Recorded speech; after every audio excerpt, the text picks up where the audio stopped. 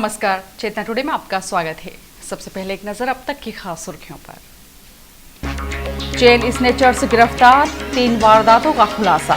एक साथी जेल में, दूसरा विदेश में। 3 माह से बंद पड़े ट्रैफिक सिग्नल के दुरुस्त होने की उम्मीदें जागी।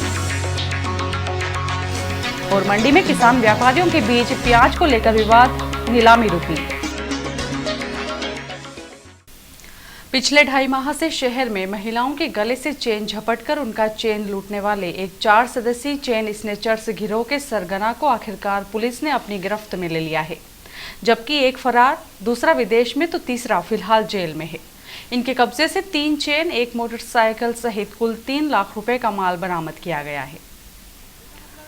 पुलिस अधीक्षक डॉक्टर जी.के. पाठक ने पत्रकार वार्ता में बताया कि चेन स्नेचिंग के मामले में आरोपियों की धरपकड़ हेतु एसआई अयूब खान और एएसआई अनिल आचार्य की टीम ने लगातार 2 माह तक मेहनत करते हुए आरोपी भैयू उर्फ रईस, पिता फकीर रंगरेज, 25 वर्षीय, निवासी वेदव्यास कॉलोनी, रतलाम को जब गिरफ्तार कर पूछताछ की तो उसने वारदातों में 3 अन्य साथियों के शामिल होने का राज खोला। जिसके बाद पुलिस ने जस्सू उर्फ जसवंत, पिता सोहन सिंह सोलंकी, निवासी थावरिया बाजार, नासिर उर्फ चिकना, निवासी आलोट तथा इरफान, निवासी बांसवाड़ा, राजस्थान की घेराबंदी शुरू की, जिसमें से इरफान पिछले 2.5 माह पूर्व ही दुबई भाग चुका है, जबकि नासिर जेल में है। पुलिस अब जस्सू को तलाश रही है।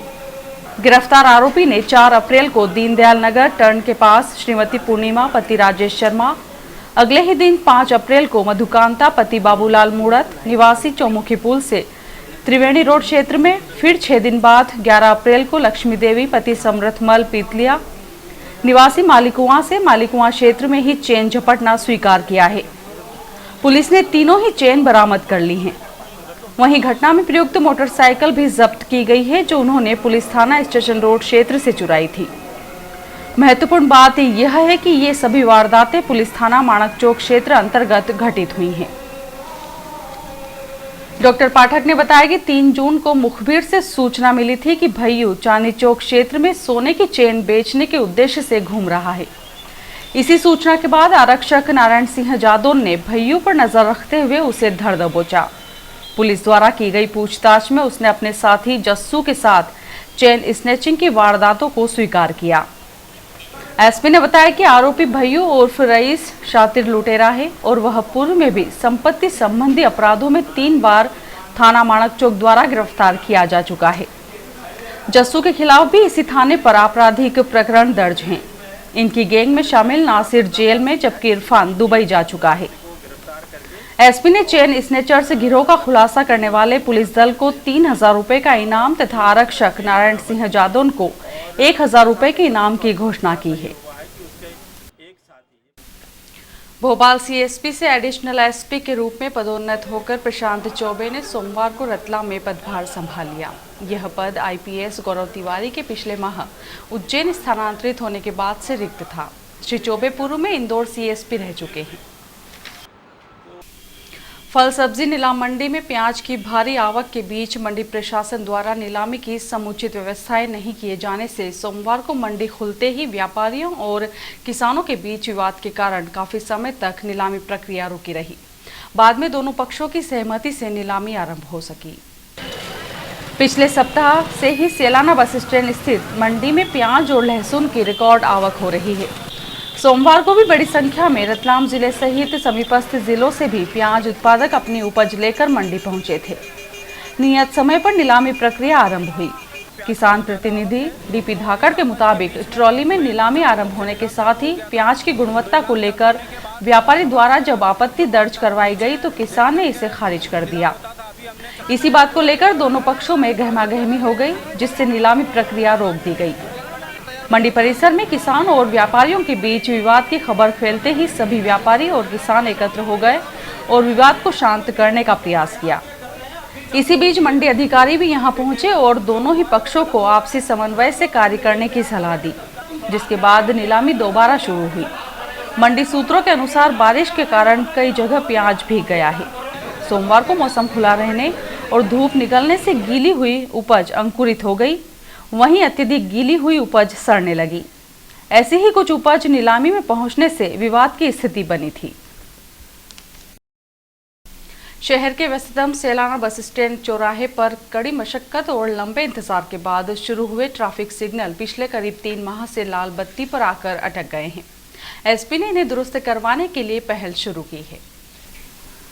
सेलाना बस स्टैंड पर नगर निगम द्वारा लगवाए गए ट्रैफिक सिग्नल पिछले 2.5-3 माह से बंद पड़े होने के कारण इनका कोई उपयोग नहीं हो पा रहा है। अति व्यस्ततम तथा शहर के इकलौते चौराहे पर लगे ये इलेक्ट्रॉनिक सिग्नल यहां से गुजरने वालों को मुंह चिढ़ा रहे हैं। दरअसल इनका समय पर रखरखाव नहीं होने के कारण यह स्थिति निर्मित हुई है। नगर निगम ने मोटी राशि खर्च कर इन्हें लगवाया तो सही, लेकिन देखरेख के अभाव में सिग्नल अनुपयोगी सिद्ध हो रहे हैं। इस संबंध में जब एसपी डॉक्टर जी.के. पाठक को अवगत करवाया गया तो उन्होंने बताया कि मुझे इस बारे में हाल ही में जानकारी मिली है, जिसके बाद हमने इन्हें दुरुस्त करवाने के लिए विशेषज्ञों को भी बुलवाया था। ट्रैफिक सिग्नलों का समुचित उपयोग हो सके, इस हेतु महापौर एवं निगम आयुक्त से भी चर्चा की गई है। उम्मीद है कि नगर निगम के सहयोग से ट्रैफिक सिग्नल जल्द ही अपनी सेवाएं देने लगेंगे। फर्स्ट चर्च में रविवार को 29 बालक बालिकाओं का दृढ़ीकरण संस्कार समारोह बिशप रॉबर्ट एली की मुख्य उपस्थिति में रखा गया, जहां समाजजनों ने कार्यक्रम में हिस्सा लिया। सेलाना बस स्टैंड स्थित फर्स्ट चर्च में दृढ़ीकरण संस्कार समारोह के तहत भोपाल डायोसीस के बिशप रॉबर्ट एली की मौजूदगी में धर्म के विधि विधान अनुसार अनेक बातें बताई गई। बालक बालिकाओं को धर्म पथ पर चलने के संकल्प दिलाए गए तथा धर्म प्रचार प्रसार की सहमति दी। 21 बालिकाओं और 8 बालकों को कालीसिया में शामिल करते हुए प्रभु प्रसाद लेने की पात्रता दी गई। बिशप श्री अली ने दृढ़ीकरण लेने वाले बालक बालिकाओं को परंपरा अनुसार मुंह में प्रसादी दी। कार्यक्रम में फर्स्ट चर्च के फादर मनोज चारण, नीना चारण सहित अन्य गणमान्य जन उपस्थित थे। इसके पूर्व प्रार्थनाओं से चर्च परिसर गूंज उठा। श्री अली ने इस मौके पर समाजजनों से आध्यात्मिकता से जुड़ने का आह्वान किया।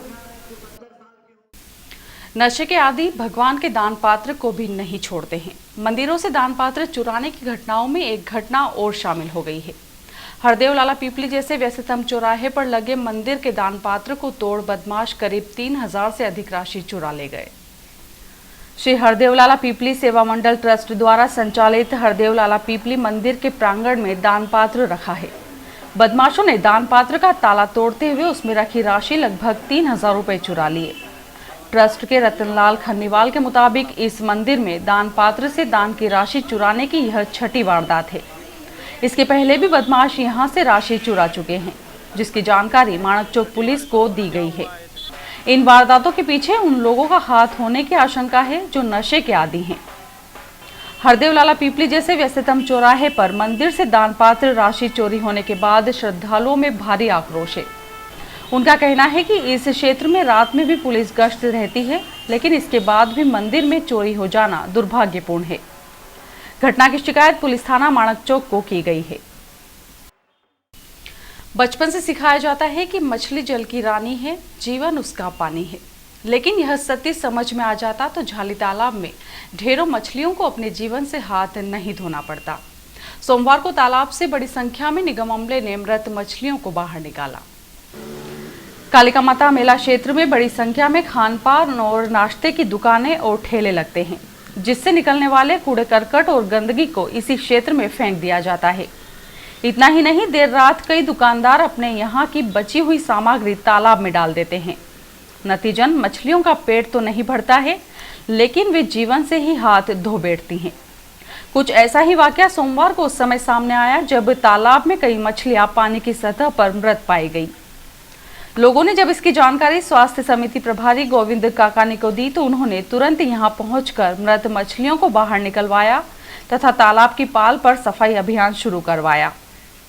श्री काकानी के मुताबिक तालाब का पानी चेक करवाया गया था और चूना भी डलवाया गया था, लेकिन कतिपय दुकानदारों द्वारा अनुपयोगी सामग्री तालाब में फेंके जाने से यह स्थिति निर्मित हुई है।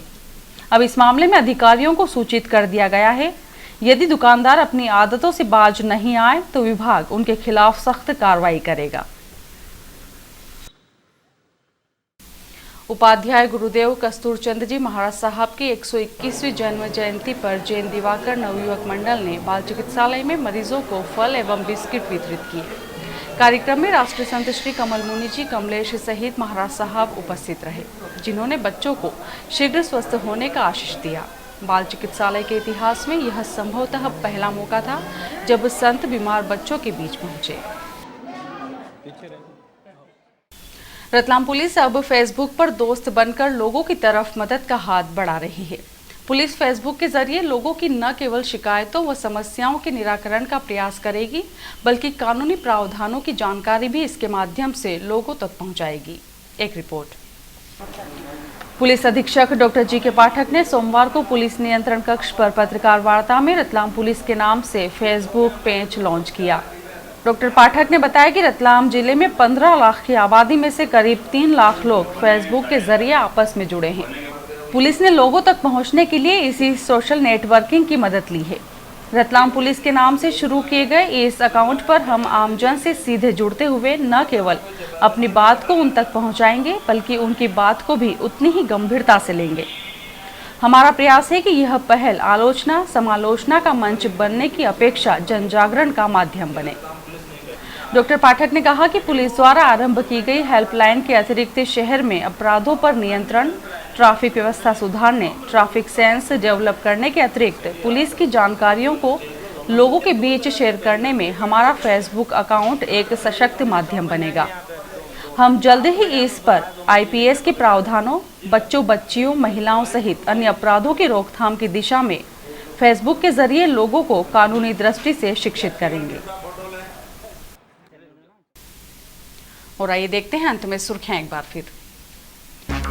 चेन स्नेचर्स गिरफ्तार, 3 वारदातों का खुलासा, एक साथी जेल में, दूसरा विदेश में। 3 माह से बंद पड़े ट्रैफिक सिग्नल के दुरुस्त होने की उम्मीदें जागी। और मंडी में किसान व्यापारियों के बीच प्याज को लेकर विवाद, नीलामी रुकी। चेतना टुडे में आज बस इतना ही। हम फिर उपस्थित होंगे नई हलचल के साथ। तब तक के लिए नमस्कार।